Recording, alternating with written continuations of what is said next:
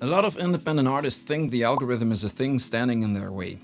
That if more people were seeing the work, everything would finally start moving.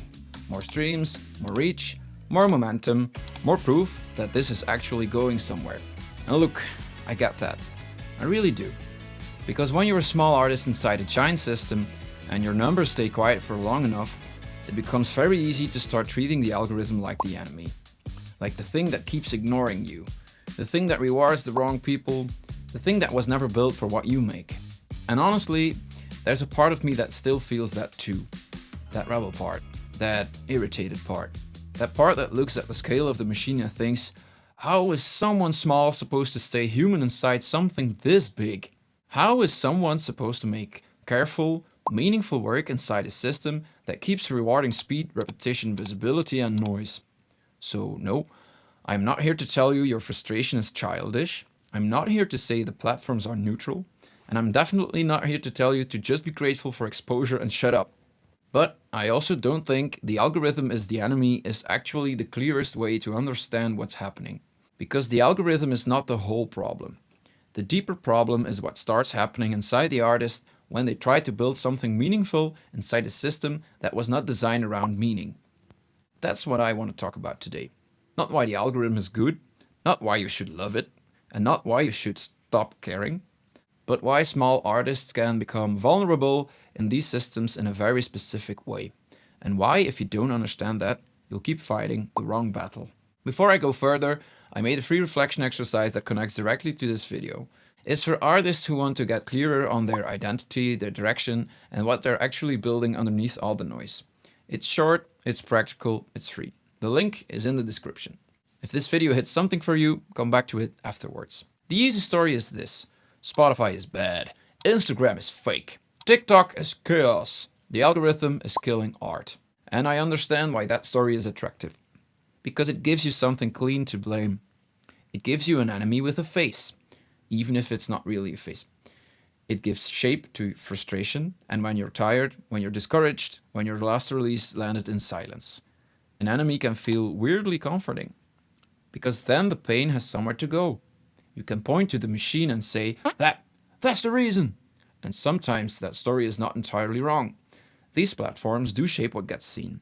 They do shape what gets repeated, what gets amplified, and they do reward certain behaviors and ignore others. I'm not interested in pretending the system is fair. It isn't. And I'm not interested in pretending that all artists have the same chance inside it. They don't. But when I started talking to artists more deeply, I noticed something important. A lot of them are not just frustrated with the numbers. They are frustrated with what the whole environment asks of them. One artist described social media as something almost absurd. The internet is already full of noise, and now you as a nobody also have to shout, "Look at me too!" Another said that the hardest part isn't even the music. It's everything around it.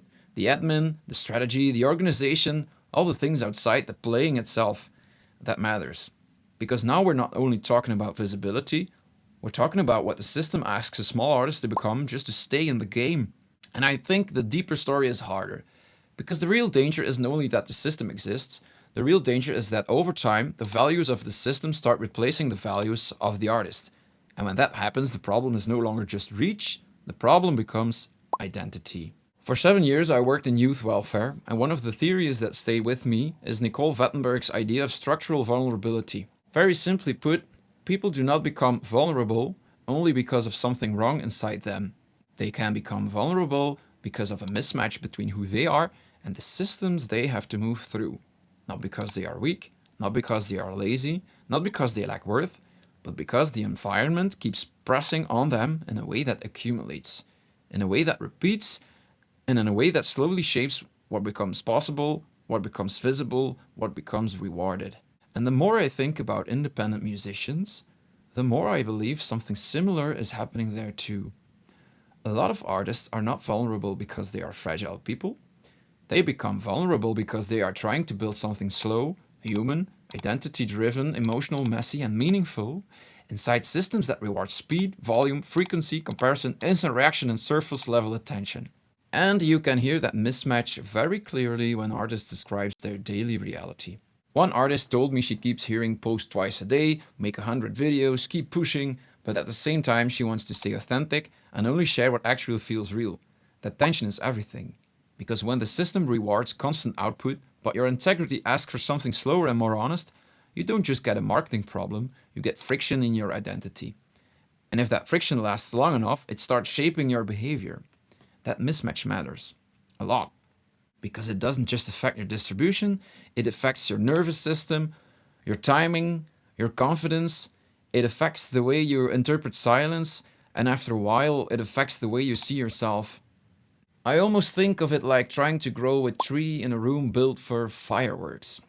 A tree needs time, roots, seasonality, patience, invisible growth before visible growth. Fireworks need speed, impact, burst, immediate reaction. A quick sky full of attention. Now imagine building a tree inside a culture obsessed with fireworks. Of course the tree starts looking like failure. Of course the slow growth starts feeling suspicious.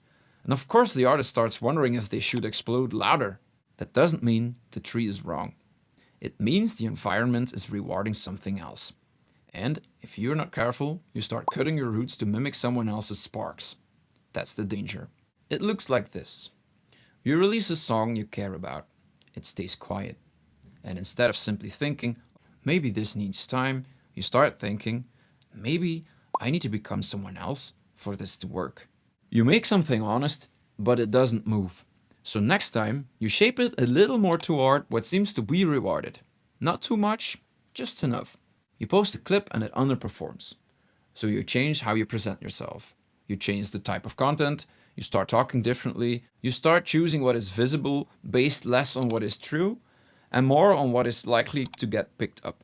And maybe none of those choices seem dramatic on their own. That's important. This usually doesn't happen in one big collapse. It happens in small, reasonable, understandable decisions. Small adaptations, small compromises, small drifts. And then one day you look back and you're still active, still posting, still releasing, still trying, and often still carrying too much alone. That came back in multiple conversations too. Artists talking about having to carry the music, the strategy, the admin, the bookings, the money decisions, the content, the communication, all at once. One artist said the biggest thing she misses is simply a trustworthy right hand. Someone to think with. Someone to help carry the weight. That's important. Because vulnerability is not only about emotion. Sometimes it's also about load. How much a person has to hold on their own before the quality of their decisions starts collapsing. And after a while, you don't fully recognize yourself in what you're building anymore. That's the part people don't name enough. So if you feel frustrated by the algorithm, I don't think you're imagining things. I don't think you're weak. And I don't think the answer is to shame yourself into being more strategic, because your frustration is often pointing at something real. It's pointing at the experience of being small in a system built at a scale that doesn't care about your process. It's pointing at the experience of making something meaningful and watching the system treat it like just another unit of output. It's pointing at the emotional confusion of trying to build a music career in a space where attention and value constantly get mixed together. And for some artists, it's even more concrete than that. It's the absurdity of being asked to be musician, marketer, editor, strategist, promoter, and administrator all at once, while the part that gives them the most life is still simply making the work. So yes, the frustration makes sense, because the system is not only asking you to make music, it is constantly asking you to become legible to the machine. And that's exhausting. Because attention is visible. Meaning often isn't. Attention is measurable. Meaning often isn't. Attention can spike overnight. Meaning compounds slowly. So when you use attention as your main compass, you end up living in a permanent state of emotional weather. Sunny one day, storm the next. And that is no way to build something lasting. So this is why I say, the algorithm is not your enemy. Because if you make it the enemy, you stay focused on the wrong level of the problem. You keep asking, how do I beat it? How do I hack it? How do I make it finally choose me? But the deeper question is, how do I stop the system from quietly rewriting me as an artist? That's the real fight. Because once the platform starts deciding your direction, you are no longer building from yourself. You're reacting. and reaction can look productive for a while. It can even look like momentum, but it's fragile because it depends on staying in conversation with something outside you that keeps changing faster than you can root yourself. That's like building your house on water and then acting surprised when the walls don't stay still. So here's the reframe I want to offer. The algorithm is not your enemy. It's a system, a big one, a powerful one, an impersonal one. And like many systems, it rewards certain behaviors and ignores others. You do need to understand it. You do need to respect the reality of it. You do need to stop being naive about how platforms shape discovery. But you cannot let it become your compass. Because the moment the platform becomes your source of identity, worth, or direction, you become vulnerable in exactly the wrong way.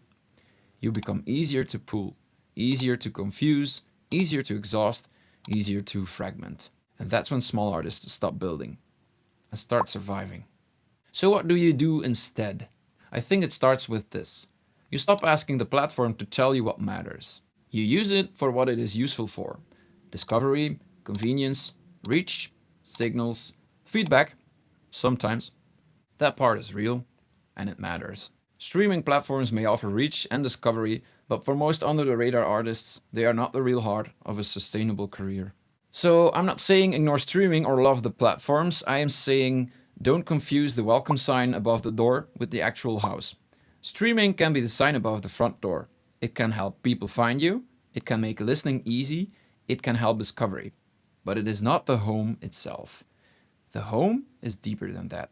Your identity, your body of work, your relationship with listeners, your live shows, your mailing list, your direct connection, your actual ecosystem. That's the part that protects you. That's the part the platform can fully define for you. And if this is landing, if you can feel the tension between what you want to make and what the system keeps rewarding, subscribe. This channel will help you get clearer on what you're actually building and what you don't want the noise to keep deciding for you. So here's the question I want to leave you with before you go.